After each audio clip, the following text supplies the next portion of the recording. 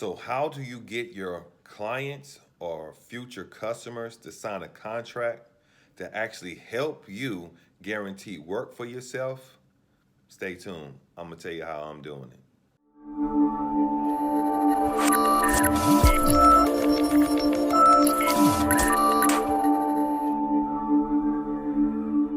What's up, fam? This is Vic from Cutz Premium Lawn Care here in Conyers, Georgia. Hope your guys are cutting on. So today I want to talk about what I'm doing in order to get my clients to actually sign up for my contracts. I am going to share my contract with you so you can have an idea on how I market it. So fam, if you're first time on the channel, I'm just a typical small business owner trying to move my business from 300,000 to a $500,000, hopefully by the end of this year. We will see. Along the way, I am sharing my ups and my downs and my numbers when it comes to my business. So please like and subscribe to the channel. If you're being fed on my channel, I greatly appreciate the support. Okay, so today I want to help by sharing with you guys, fam, my contract, how I get my clients to sign a contract. And we know a lot of people will say that's their marketing strategy. They'll tell their clients or customers, and we got to differentiate customers from clients. To me, a customer is the person who comes, get a one-time cut, one-time cleanup, and they're done. A client is someone I have been servicing at least for 1 year.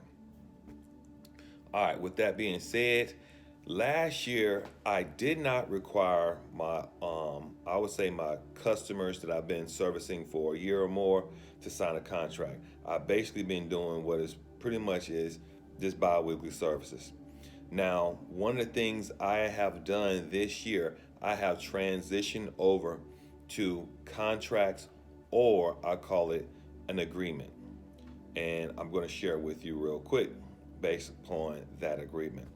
However, let me share with you some of my hiccups I was having last year when it came to my services.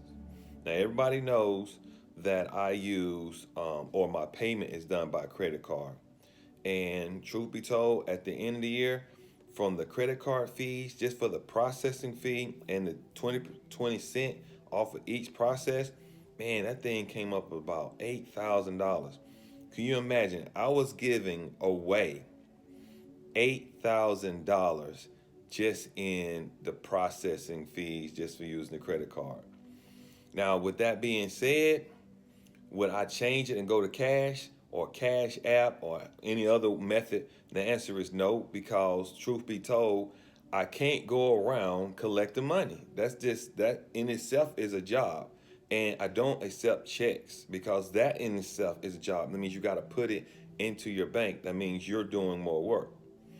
So I am a credit card system. I wouldn't say only because my commercial accounts, they do pay me in checks, but I don't have a large commercial account at this point in time. But my residential, they pay by credit card. Now, what did I do to recoup some of that money that I lost? Well, I know the processing fee is 4%. So this year, I added 4% to everyone's price. Now, truth be told, it was some murmuring, but the majority of my clients, they was cool with it. No problem. You know, they was like, hey, we understand.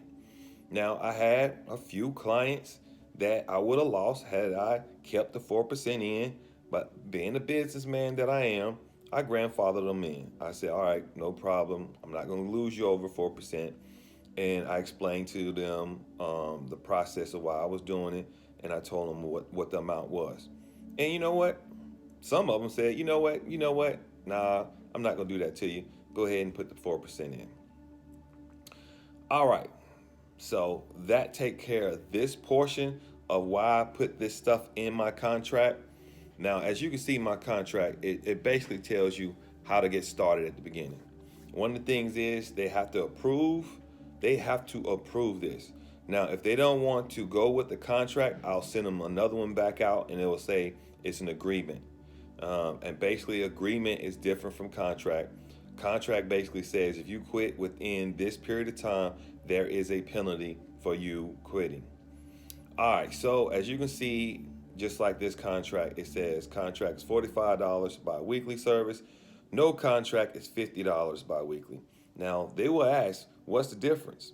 The difference is if you're under contract, you actually save money. That's the difference in it. It's the same basic service that you will be receiving. And I also let them know, hey, you actually, under this service, under contract, you actually save enough to where you're getting a cut and a half for free. I said, now with the non-contract, which is the flex plan, you actually get to stop. Let's say if you want to stop in September. You say, hey, my grass looks good, September 1st. I don't need you to cut it no more. No penalties for you stopping. However, it's still a bi-weekly service. You still have to stay on. In other words, you can't stop, start, stop, start, stop, start. I cannot work you into the schedule that way. That's one of the things that all clients and future clients understand. It has to be under a system of bi-weekly, and I am pretty much in control of that system of bi-weekly. That means if you're on a Monday and you come in and you say, hey, can you cut my yard on a Friday? No, ma'am, no, sir. Unfortunately, I cannot cut your yard on a Friday. Your route is Monday. Now, also, you're going to see is initial service fee. Now, an initial service fee is an additional $15. I was not doing that. I just started that this year. And the reason why I started initial service fee is because it takes, if I had a client that stopped in November, that edge on their property is filled in with dirt and all sorts of stuff, and it takes me longer to do that stick edging the first time. So I actually charged them $15 to get that started.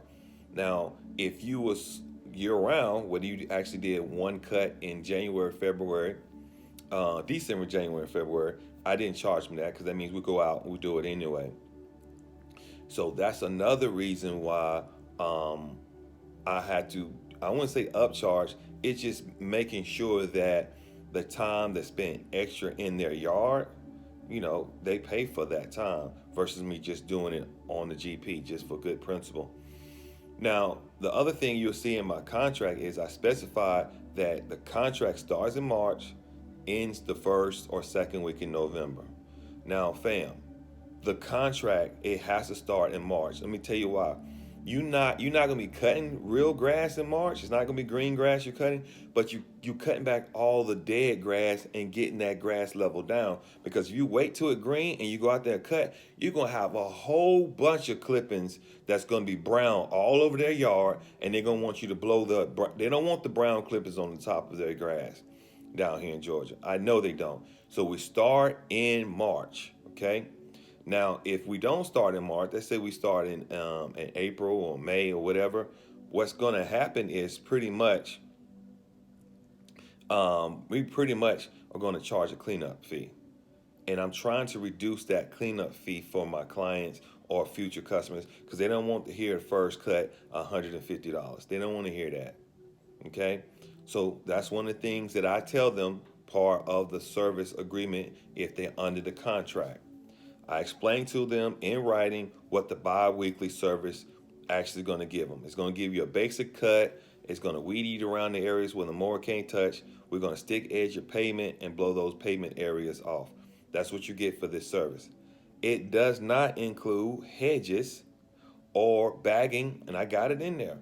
And there's a reason why I have it in there. Man, you will not believe how many times you can tell people something, but they'll swear up and down you said something else. Guys, fam, we got to be professional. We're on the hook for this stuff.